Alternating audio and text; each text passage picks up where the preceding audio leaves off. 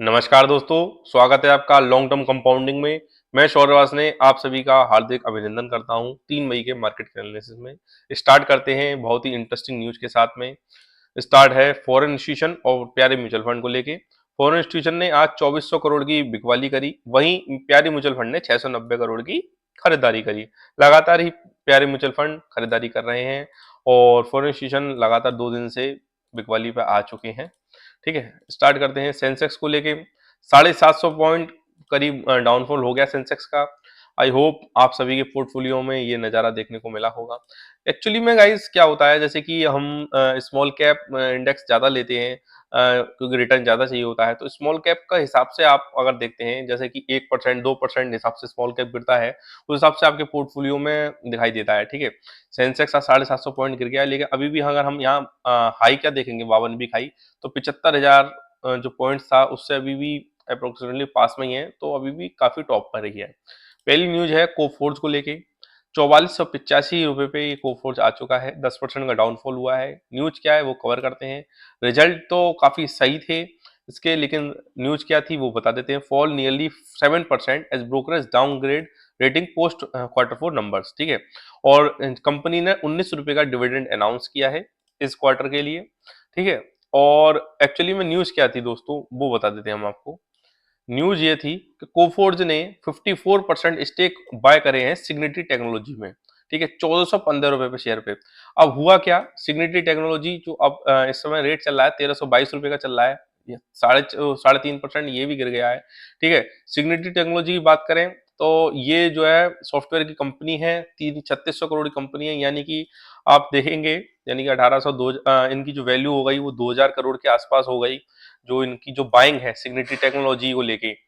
और 3.5% ये स्टॉक गिर गया है। ठीक है, तो जो लोग हैं, मतलब जो आपने डाउनग्रेड करा है ब्रोकरेज फर्म ने, वो उन्होंने ये बोला है कि जो आपने सिग्निटी टेक्नोलॉजी खरीदा है वो थोड़ा सा कॉस्टली है, यानी कि सिग्निटी टेक्नोलॉजी की जो वैल्यूएशन है वो तकरीबन 1200 1250 रुपए बताई है ब्रोकरेज फर्म ने। ठीक है, तो इनकी जो बाइंग हुई है वो काफी ऊपर रेट पे हुई है, तो इसी वजह से ब्रोकरेज फर्म को पसंद नहीं आया है। हम अगर कोफोर्स की बात करें, 27,000 करोड़ की कंपनी है, 34 का इनका पीई है।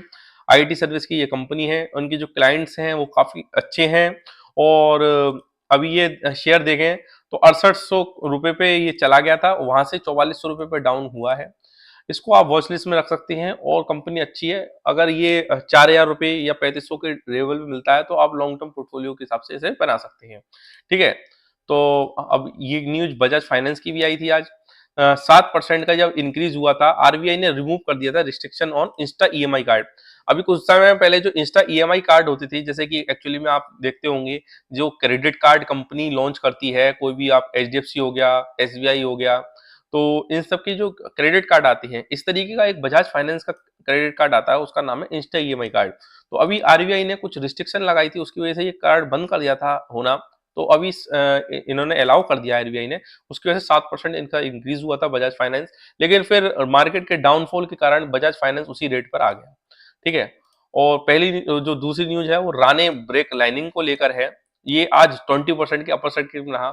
आज काफी सारी एसएमई स्टॉक जो है हम देखेंगे, वो काफी सारे 20% के ऊपर में रही, जैसे सोना मशीनरी हो गया, और काफी सारी न्यूज। तो एक्चुअली में पिछले 1.5-2 साल के अंदर एसएमई स्टॉक काफी ज्यादा तेजी में रहे हैं, जैसे कि इंसोलेशन एनर्जी हो गया, बॉन्डाटा हो गया, और काफी अच्छे शेयर आए हैं एसएमई में। ठीक है, इनका अभी एक हम कल परसों में दोस्तों आईपीओ की सीरीज भी लेके आएंगे। जो आईपीओ आने वाले हैं, जिसमें आपको प्रीमियम देखने को मिल सकता है, उसमें आपको फायदा हो सकता है, वो आपको फायदे में मिलेगा। राणा ब्रेकिंग लाइनिंग को लेकर हम जो न्यूज है वो है, जो इनका प्रॉफिट है वो Q4 का काफी अच्छा आया है, उसकी वजह से इनको फायदा मिला है। ठीक है, और कंपनी ने 30 रुपए का डिविडेंड भी अनाउंस किया है, यानी कि आप कंपनी का रुपए देखिए, 1021 रुपए पे चल रहा है रानी ब्रेकिंग लाइनिंग, और 30 रुपए का इन्होंने डिविडेंड अनाउंस किया है। ठीक है, रानी ब्रेकिंग लाइनिंग जो कंपनी है वो 790 करोड़ की, यानी कि 800 करोड़ की कंपनी है, और रानी ग्रुप की ये कंपनी है।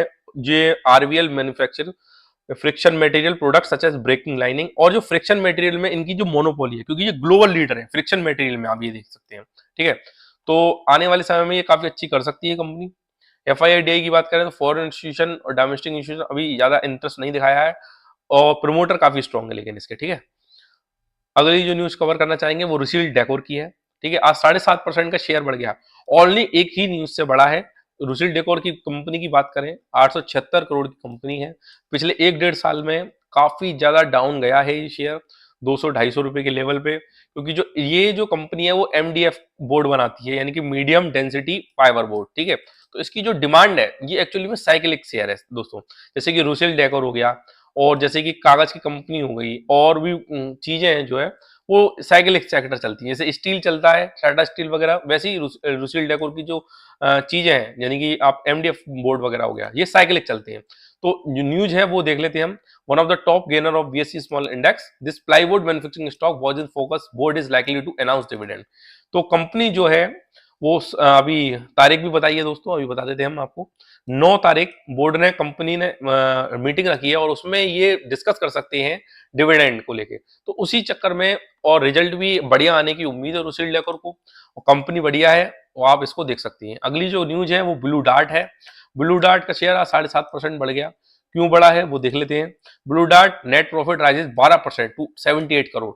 तो जो लॉजिस्टिक सेक्टर है दोस्तों, जैसे एल कार्गो लॉजिस्ट हो गया, ब्लू डार्ट हो गया, ये काफी बढ़िया बढ़िया कंपनी है। और क्योंकि एक्चुअली में क्या है ना, जो PLI आती है, आपने देखा होगा, जो भी गवर्नमेंट PLI देती है, तो एल कार्गो और ब्लू डार्ट ये सब चीजें इतनी ज्यादा फायदे में क्यों रहेंगी आने वाले समय में, क्योंकि जो लॉजिस्टिक्स सेक्टर है वो काफी बूम करने वाला है आने वाले समय में, ठीक है।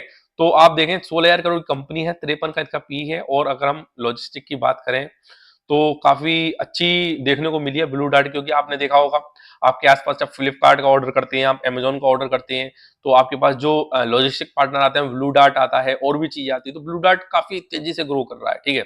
और FII-DI की बात करें तो इसमें फॉरेन इंस्टीट्यूशन, डोमेस्टिक इंस्टीट्यूशन और प्रोमोटर काफी स्ट्रॉन्ग है, और पब्लिक बहुत ही कम है। तो इसको आप वॉच लिस्ट में लगा के रखें, ब्लू डार्ट को, एक एल कार्गो लॉजिस्टिक को, एक गति लिमिटेड को, ये सारे काफी अच्छे शेयर हैं। जो अगली न्यूज है वो हम कवर करना चाहेंगे हिंदुस्तान जिंक को लेके। 473 रुपए पे ये शेयर चल रहा है। और जब से दोस्तों हिंदुस्तान जिंक जो है ना, वेदांता की कंपनी, आप अगर देखेंगे 2 लाख करोड़ की कंपनी है, ठीक है, 25 का शेयर है।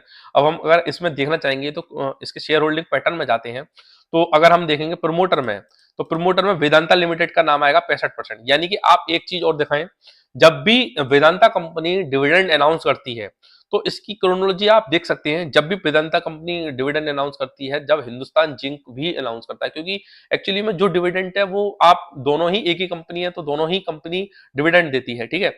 तो ये डिविडेंड के लिए आप अगर कोई कंपनी देखना चाहते हैं ना, तो वेदांता से बढ़िया कोई कंपनी नहीं, क्योंकि एक्चुअली में वेदांता का ना डिमर्जर होने वाला है। वेदांता के हमने एक पोस्ट भी डाला था टेलीग्राम पे, क्योंकि जो आपकी कंपनियां हैं, कभी 5 या 6 एंटिटी में वेदांता आपके डिमर्ज होने वाली है, ठीक है। FII-DI भी काफी, FII तो नहीं है इसमें, एक्चुअली में प्रोमोटर काफी स्ट्रॉन्ग है, ठीक है, अनिल अग्रवाल जी। और जो हम न्यूज पढ़ना चाहेंगे वो हम देख लेते हैं। न्यूज क्या है हिंदुस्तान जिंक को, तो पिछली जो अभी 3 मई को ये अनाउंस, आज 7% बढ़ गया है शेयर इनका। तो न्यूज क्या थी दोस्तों, एक्चुअली में 6 रुपए का इन्होंने डिविडेंड अनाउंस करा था जुलाई में, ठीक है, 7 रुपए का अनाउंस करा था जुलाई में, और 6 रुपए का अनाउंस करा था दिसंबर में। तो अभी भी इनको उम्मीद है काफी अच्छा डिविडेंड ही अनाउंस कर सकते हैं हिंदुस्तान जिंक, और इसी वजह से काफी शेयर बढ़ रहा है, ठीक है। और अब हम पिछले 1 साल की बात करें, 1 साल में भी काफी अच्छा रिटर्न दिया है हिंदुस्तान जिंक ने, वेदांता ने भी, ठीक है। और वेदांता की हम बात करें दोस्तों, Vedanta plan investment worth $20 billion in India over next 4 year. तो अनिल अग्रवाल जी का काफी अच्छा इन्वेस्टमेंट रहने वाला है, सेमीकंडक्टर को भी लेके काफी अच्छा इन्वेस्टमेंट है वेदांता का, तो इसको आप वैल्यू बाइंग कर सकते हैं, लेकिन वॉच लिस्ट में रखिए, अभी थोड़ा थोड़ा डाउन हो उस हिसाब से आप देखें।